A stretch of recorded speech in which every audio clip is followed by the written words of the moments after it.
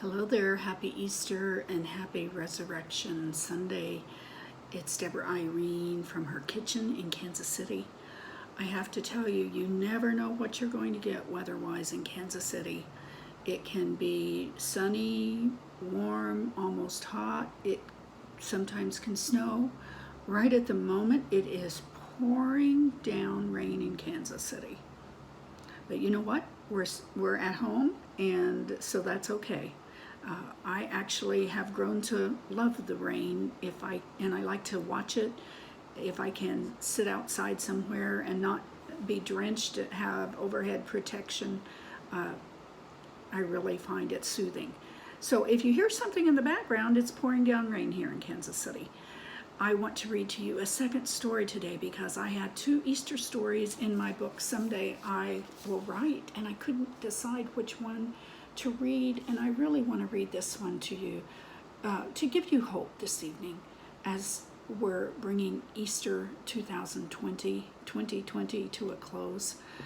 This story was written first 7 years ago in Easter 2013, and I have to tell you, I was going through a very difficult time. In fact, I went through about a 10-year period that was difficult for me, and those details is a story for another day. But I still hung on to hope, and I had hope in those times. So I want to read to you this story that I wrote Easter 2013 and hope that it brings you hope. This is from my book, Someday I Will Write, and it is in the section, A Time for Faith. No, it's called A Time for Faith, A Time to Hope, and A Time for Faith. That's the title of it. And it's chapter 17 called Resurrection Hope. Winter arrived late this year and has been unyielding to spring. On Wednesday this past week, I, this one who loves the white fluff, wrote to a friend, Easter in 4 days and we still have several inches of snow on the ground. Wonder what those kiddos will do for an Easter egg hunt. Well, my kiddos are long grown. I've had my share of memorable Easters, going to grandma's, attending church with family, coloring eggs, and then hiding them up teen times, and sporting those new white shoes. Even if the weather turned out cool and rainy, Easter seemed to solidify that spring really had arrived. So seeing snow still on the ground 2 days before Good Friday concerned me. Concern for the ones who would have to hide those eggs.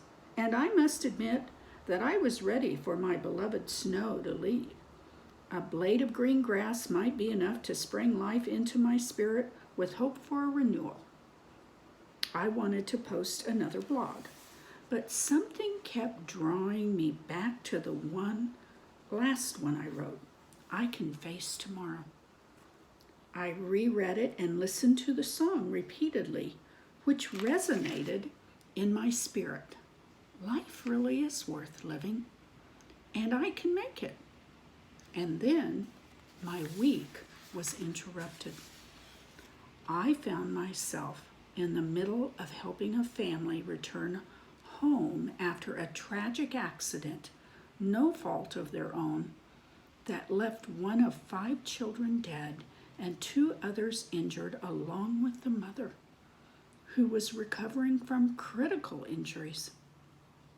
The small part I played in helping them get home left me humbled, full of sympathy, and melted any hardness in my heart that might have formed over my previous difficult years. I was reminded of those busy days of caring for my 3 sons, the road trips and trying to make sure everything went smoothly, that they had a good time and were safe. I was reminded how fragile life really is, and that sometimes we have to face blows where life is not kind or fair, and we simply do not understand. But we have to go on. We have to face tomorrow, and we can. I felt a little lonely this Easter morning. I missed my sons. they have their own lives. My heart still ached for this new family that crossed my path. I walked out onto the porch and looked over the pond that 3 days ago was still covered in snow. And there was the most spectacular sun. I hadn't taken time to notice the snow had finally melted. Easter egg hunts would go on, and life would go on. The sun was so bright and glistened on the water. I was reminded that we do have hope for better days. The sun will rise and shine upon us again. God will give us grace to continue our journey even in those difficult times that we are unable to comprehend. And as the song reminds us, someday we will see those lights of glory, some of us through death, and others on that appointed day. Maybe it will be a day like today.